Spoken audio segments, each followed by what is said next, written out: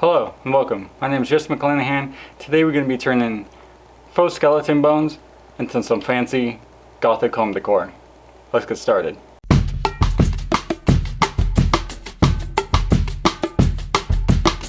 Also, before we get started, I made some custom tees. I didn't screen print them. This is just my design. It's on a custom pocket tee. It's kind of hard to see the pocket in the black, but you can see them peeking out there. I call them a little pocket pal. This is a nice little custom snake design. But you can go to my website and check it out. They're for sale on there. And a lot of things you see me make on here are for sale on there as well. So go check it out. Thanks. Alright, so this video is going to be fairly quick. I've had it in my mind for a little while. I've seen a picture of it, and whenever I see something I think I can do, I usually just save it in my pictures. This one's been there for a little while, but I actually finally got something I can use for it.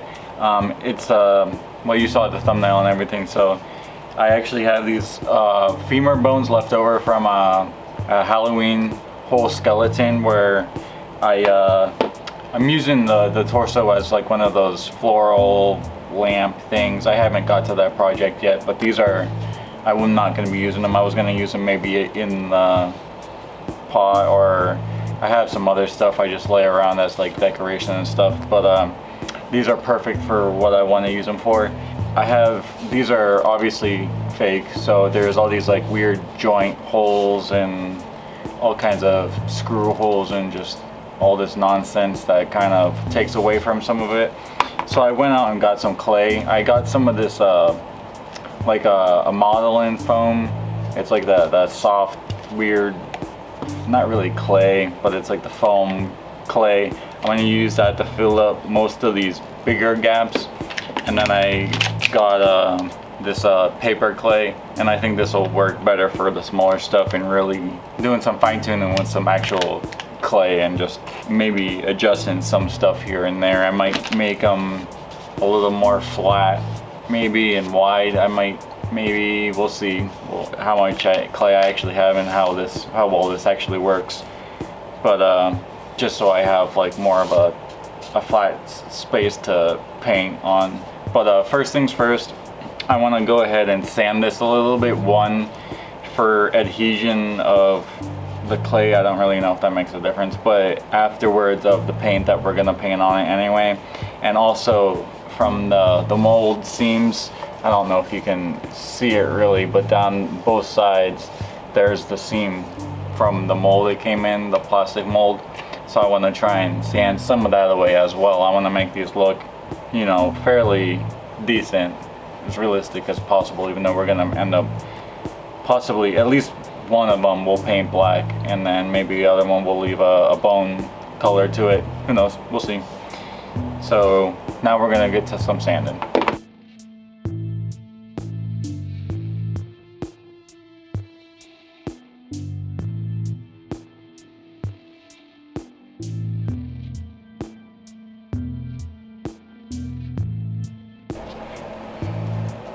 Alright, so I don't really recall what I've said last, because this has been I've been getting these ready in between another project I've been working on, but I believe I showed you I filled up all the weird gaps where these were connected to the rest of the fake skeleton with foam. I let that dry, or yeah, foam and clay, and I let that cure and dry for a week or two, about, I think. And then about a week ago, a few days to a week ago, I took these and got a nice coat of primer on them. I didn't film it because, I mean, it's just spraying some primer on these things. I don't know how much of that texture is gonna pick up, but I want to see if I can get at least this side, which is gonna be the face side, as nice and smooth as possible. And then once we get both of those sanded really well, we're gonna rattle can some black onto these and make a nice smooth black surface, and then from there we'll do our painting. So we got a matte black spray going on these now. You can kind of see them hanging here. They look good. I'm pretty happy with how they're coming out. That sanding that primer really helped, and there is some spots that I kind of have a slightly hard edge, which I'm not too happy with, but it'll be all right. I let these sit for, I don't know, about an hour or so, and right now I'm gonna put some matte medium on them. One, to seal this in and just make this so if anything happens I can maybe sand away and, you know, fix some things or whatever, which I don't really see happening, but it'll just help in the end.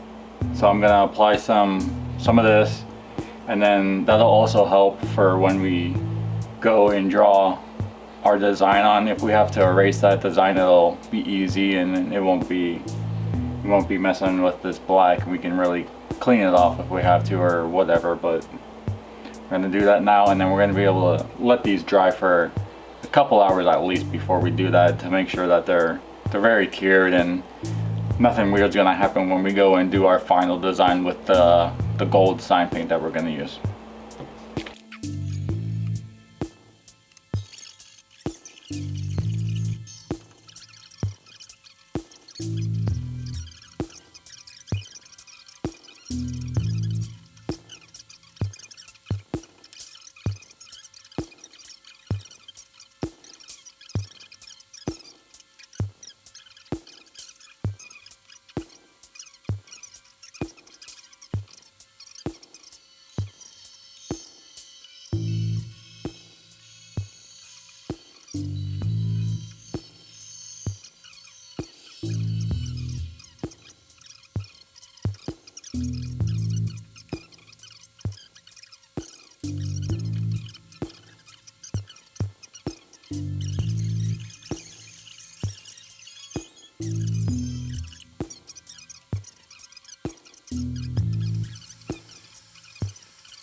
I had to do a couple little touch-ups. The matte medium pulled some of the black paint away. I didn't wait long enough, I guess, but it's fine.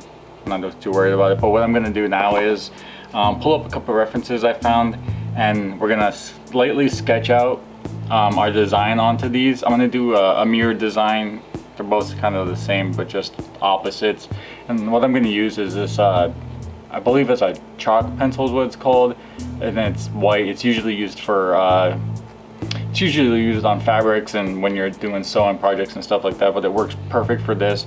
It just wipes off with water or like a glass cleaner type deal. So what I'm gonna do now is pull you in on the overhead shot so you can see all this, and I'm gonna lightly sketch this out, and I'm probably gonna just go straight into it and then do the paint process, because it's gonna be fairly simple, just a line drawing. I might do sort of some of the belly and then some of the scales on it, and then like I said, it's going to be fairly simple, so I'm going to just go straight from the drawing to the paint, and then we'll have to let it cure properly so we can then wipe away any of this pencil that may be left over, and then we'll come back before we get to the clear coat and do the final little doodads so they can hang up on the wall.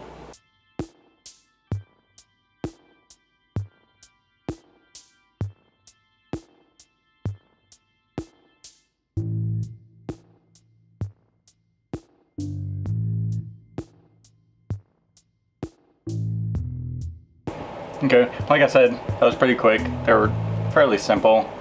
You know, stuff like this isn't really too difficult for me. I just kind of freehand that on there from a few references I found of pretty much this exact thing that gave me the idea.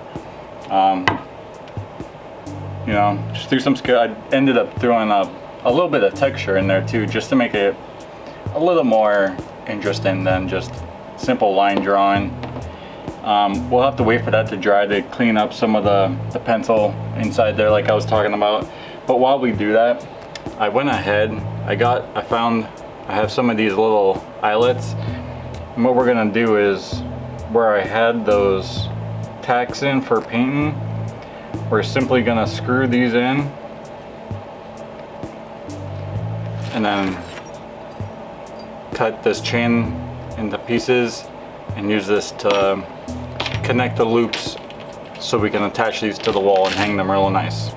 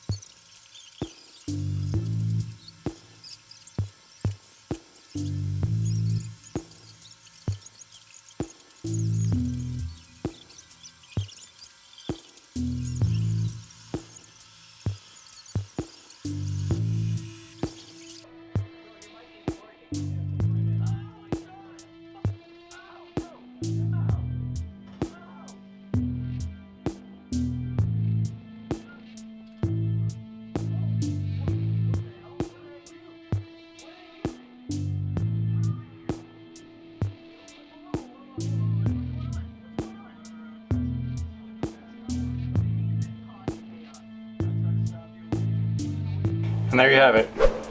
Simple way to turn fake plastic bones into some nice Gothic home decor. I don't have much to say about these. I'm gonna set this down carefully because the clear is still drying a little bit. But like I said, these are pretty simple. I just filled in the weird little gaps and stuff from the joints where it connects together on the faux skeleton.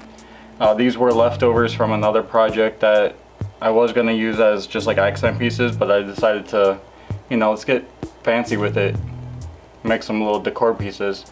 I actually saw something very similar to this, and which gave me the ideas. But it was a simple one this week. If you like what you saw, hit the thumbs up. If you want to see more, hit the subscribe. I'm always over here doing creative things, art, decor. Who knows? Leave a comment below what I should build next. See you on the next one.